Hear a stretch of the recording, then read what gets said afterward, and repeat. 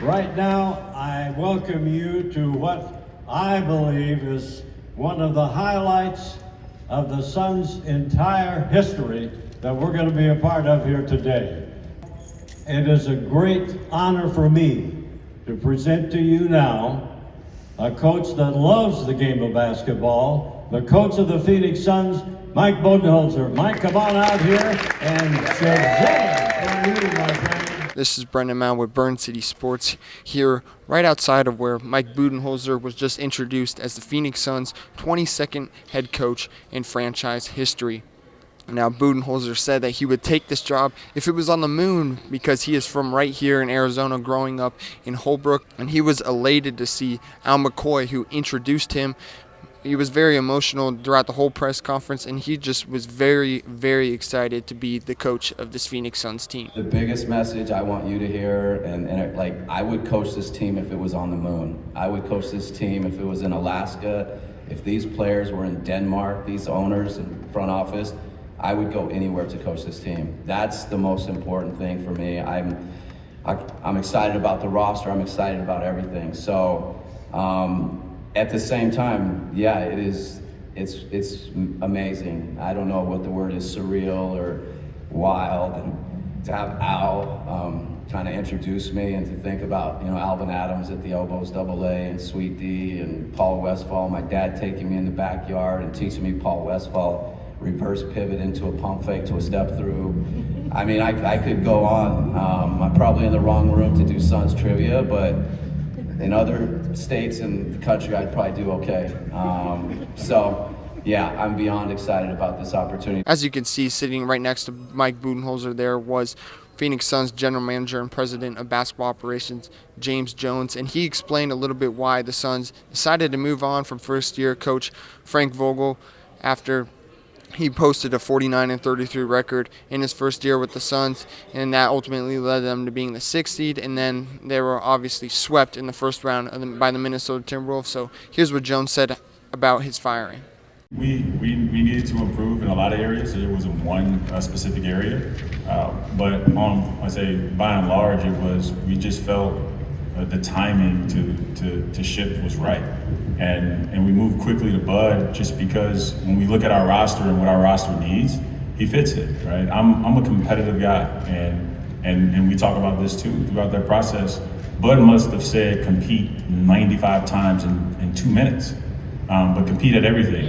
Compete in practice, compete with each other, against each other, compete against your opponent, but more importantly, compete with yourself. And I thought that was an area of our team where we could be better, because there were bouts where we didn't reach our potential. A lot of that was just the inconsistency and our competitive nature, and so that's something we wanted to rectify, and I believe we're getting it right. There are still a ton of questions surrounding this team, and Mike Budenholzer addressed some of these. And a big one, obviously, is the point guard one. So here's what he said about the point guard and some other things he said about the roster. And there's no doubt that we need to look at the whole roster and talk about point guard. I'm sure it's a hot button here, whether it's with you guys, the media, the players, front office. We need to think about it. And we need to be able to play without one. We probably need to be able to have one. We need to be versatile. We need to be able to play different ways, bigger, smaller. But I think the point guard position has a place, and we're going to talk about it and figure it out. But I just know we're going to need to be able to play lots of different ways, including without a point guard. Yeah, I think the most important thing with all the great players, but to be honest with you, with every player on our roster, is to build a relationship with them, show them that you care about them genuinely, that you care about their family, you care about things that are going on in their life. And you care about making them the best basketball player that they can become. I think the great ones want to get better. They're not content. They're not happy with where they are. They want to keep getting better. So, building a relationship with them, showing them that you genuinely care about them, and then I would say coaching them, coach them hard. That's what I've seen for really all of my NBA life. I'm certainly trying to do it as a head coach. I'm not perfect. But my experience is you got to coach your best players, you got to coach them hard, you got to demand of them, you got to have high expectations for them. And usually they thrive. That's part of what makes them great. They actually want to be coached. They want it. Now, a couple weeks ago, Phoenix Suns owner Matt Ishbia-Jones talked about how they felt they had enough on the roster to win a championship, and obviously things did not go their way. So how close does Budenholzer feel this team is for competing for a championship? We feel like we can compete for championships here in Phoenix, and that's what I'm excited about. So, you know, the type of team we want to be, you know, it's what James said. At the end of the day, we want to be competitors. We want to compete. That is our calling card. You know, we want to be a team that plays unselfish. We want to be a team that stays together. And lastly, we want to be a team and players individually that are getting better every day.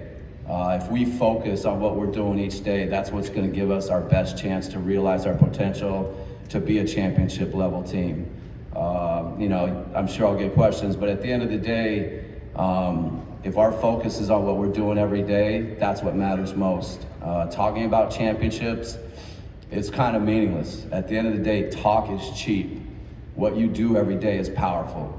And so, you know, as I talk to our players, I talk to our ownership, our front office, everybody, you know, what are we doing every day to be our best? And that's what's going to give us our best chance to win championships in Phoenix. So I could not be more excited. It's like mind-boggling to me, mind-blowing to think that I'm going to be the head coach of the Phoenix Suns. That is all here from Footprint Center. Now, Budenholzer, he did lead the Milwaukee Bucks to the 2021 finals over the Phoenix Suns. So can he replicate that success here in his hometown of Phoenix? We will see. Be sure to follow me on X at @Brendan_Mal and stay up to date with all your Phoenix sports news on BurnCitySports.com. Not just the Suns, we got the Cardinals, the D-backs, the Mercury are in season now, Rattlers, ASU, you name it, we have it here in the Valley. So be sure to check out BurnCitySports.com and follow me on X, and I'll see you guys next time.